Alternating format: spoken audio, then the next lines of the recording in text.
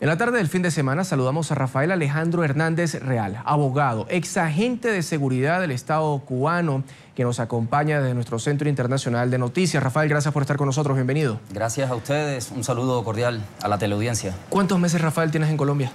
Estoy en Colombia hace 4 meses. ¿Por qué estás en Colombia? La situación, no soy el único cubano que se encuentra en estos momentos acá en Colombia solicitando el estatus de refugiado por persecución política. Somos 3 cubanos que hace 4 meses, por la política del gobierno ecuatoriano que ha deportado a tantos nacionales de nuestro país, nosotros no teníamos ninguna garantía, ninguna seguridad en el vecino país de Ecuador y decidimos, huyendo primeramente de un sistema político unipartidista, de un gobierno, un régimen totalitario y antidemocrático como es el de La Habana, Cuba. Nosotros primeramente salimos de Cuba. Yo serví a los órganos de la seguridad del Estado cubana hasta alcanzar los grados de subteniente de la contrainteligencia.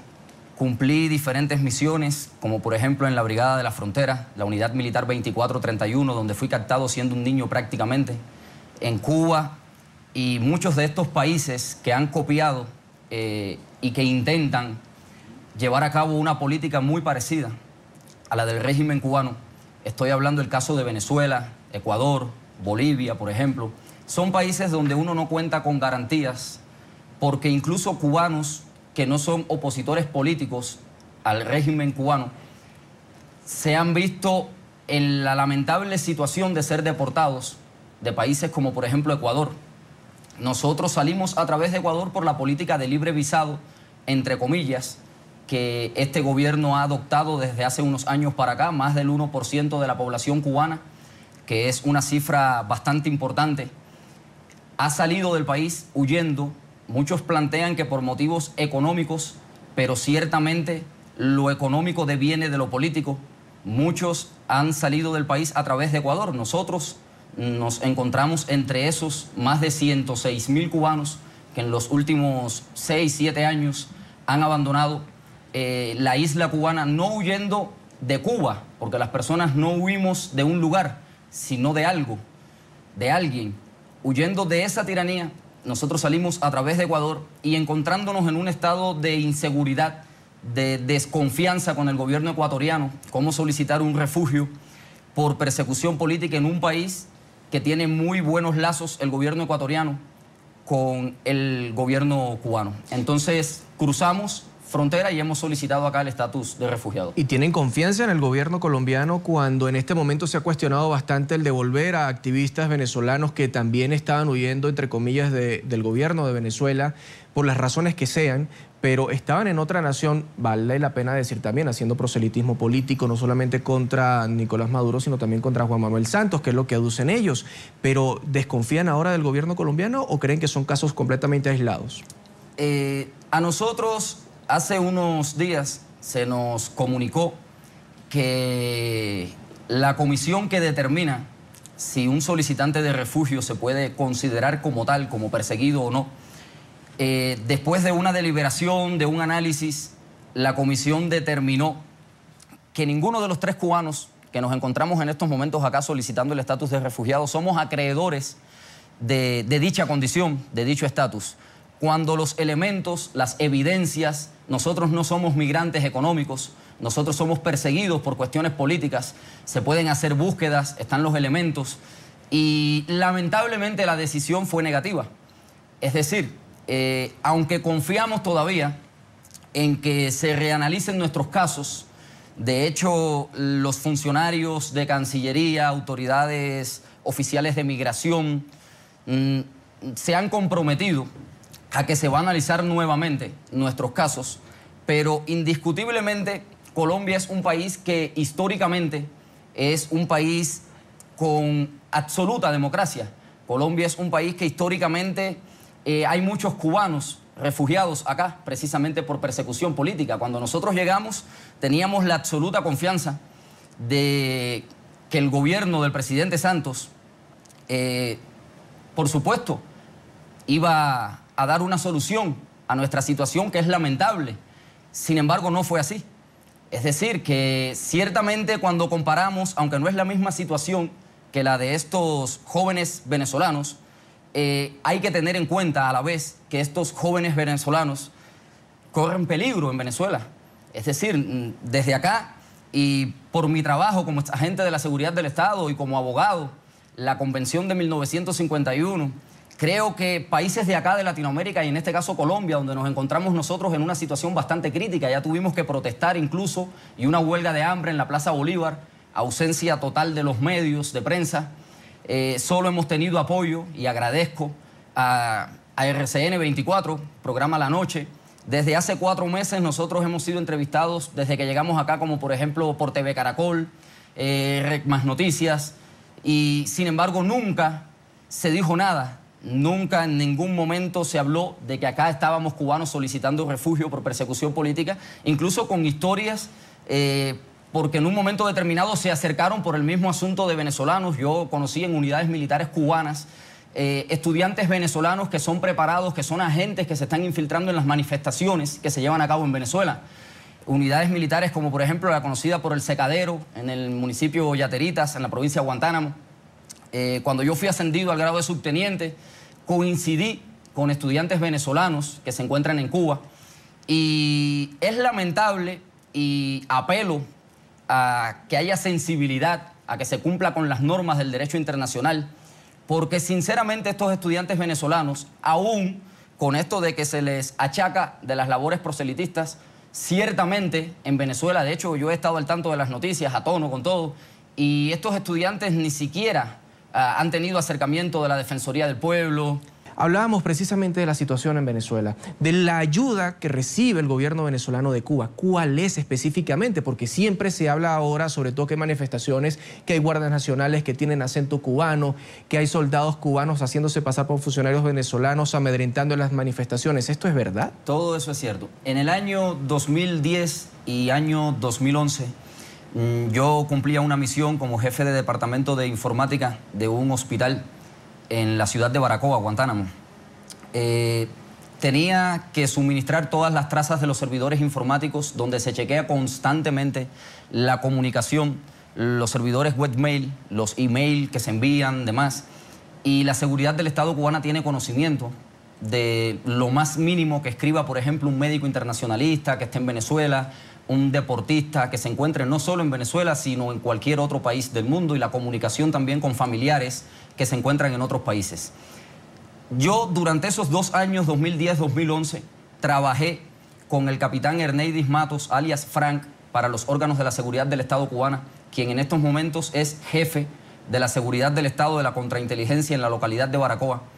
Y se hacían una serie de investigaciones, por ejemplo, para el personal del INDER, del deporte, que cumple misión internacionalista en Venezuela, y los mismos, cuando eran enviados a Venezuela, no era solo a cumplir con el objetivo como entrenadores de deportes, sino a cumplir misiones preparados como agentes de la seguridad del Estado cubano.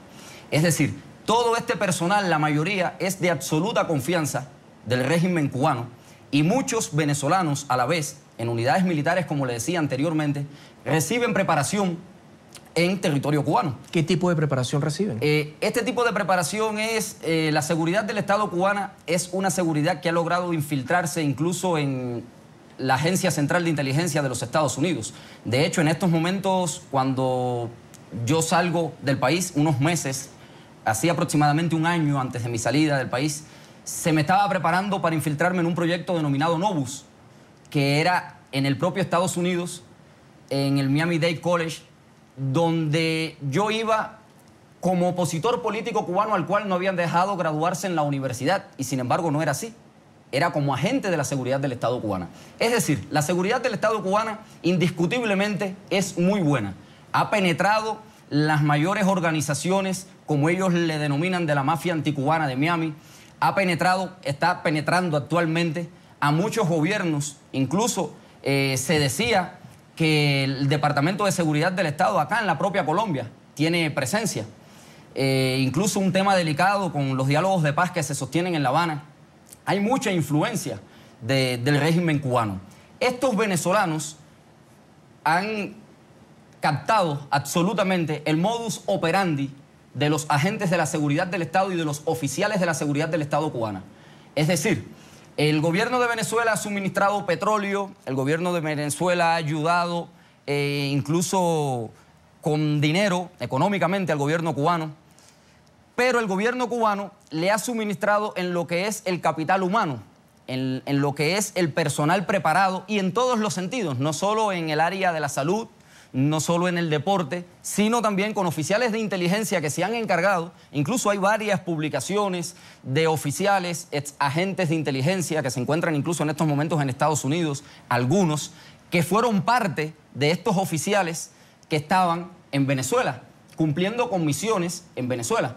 De hecho, desde Hugo Chávez se preparaba, cuando yo estaba en la unidad militar 2431, en el batallón 3613, en el segundo batallón de infantería de la Brigada de la Frontera, había delegaciones de militares venezolanos.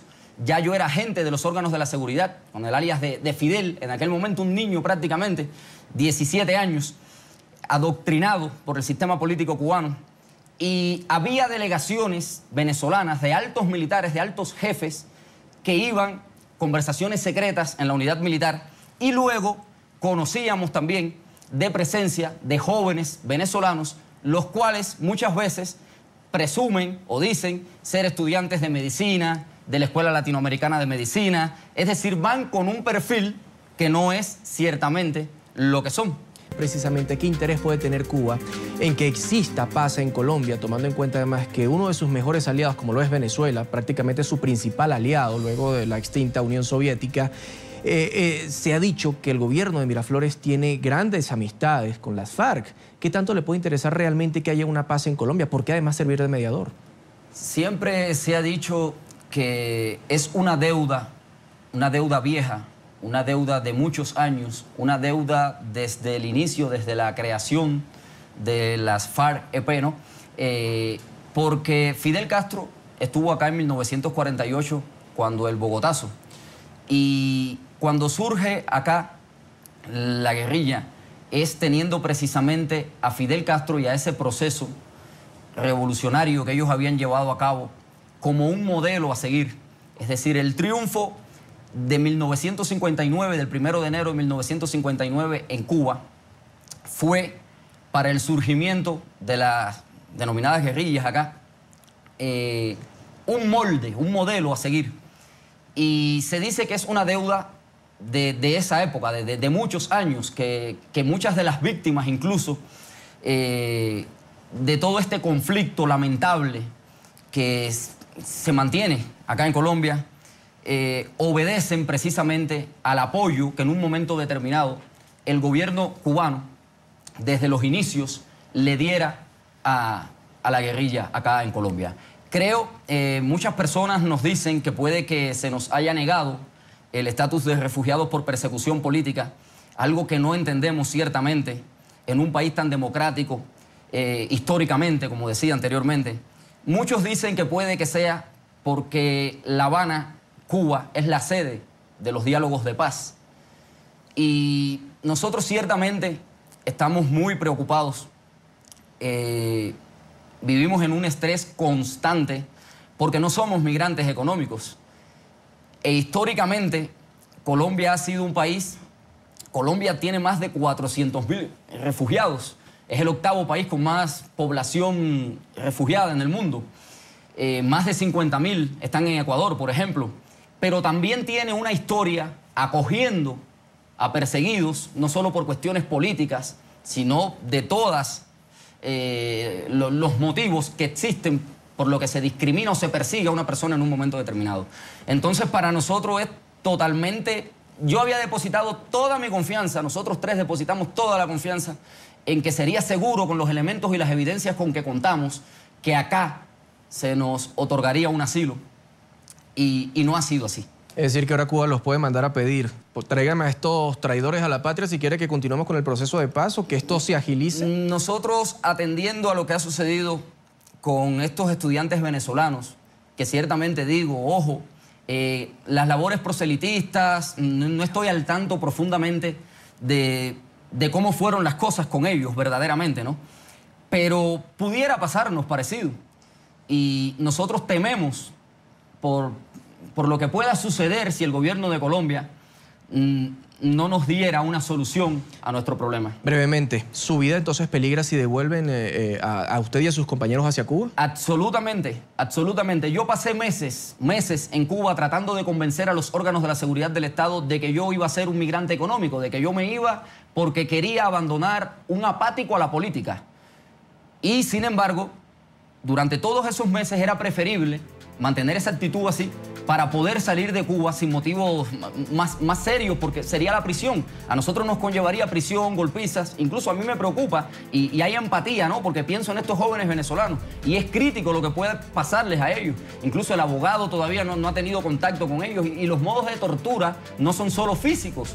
Existen muchos modos de tortura psicológica. Nuestra familia en Cuba, por ejemplo, está siendo amenazada en estos momentos. ¿Y por qué habla entonces? Brevemente, rápido, ¿por qué habla? Nosotros no tenemos otra forma de denunciar lo que está sucediendo en Cuba y no tenemos otra forma de que haya cambio en Cuba que denunciar todo lo que está sucediendo. Nosotros no tenemos otra manera de que el mundo conozca, porque incluso muchas personas de acá de Colombia, a las cuales le agradecemos infinitamente, y quería aprovechar este espacio, nosotros hemos tenido un apoyo del pueblo colombiano que es absoluto prácticamente, ¿no? Y si nosotros no transmitimos la verdad de lo que sucede, y más en una situación como la que estamos viviendo, nos podrían mandar a Cuba sin que nadie lo supiera. Por lo menos ahora tenemos una garantía de que si sucede algo con nosotros, los medios de comunicación, la prensa que nos habían mantenido en un silencio absoluto, en una oscuridad tremenda, por lo menos ahora ya se sabe qué pudiera suceder con nosotros. Rafael Alejandro Hernández Real, abogado, ex agente de seguridad del Estado cubano, gracias por haber estado con nosotros en la tarde del fin de semana. Muchas gracias.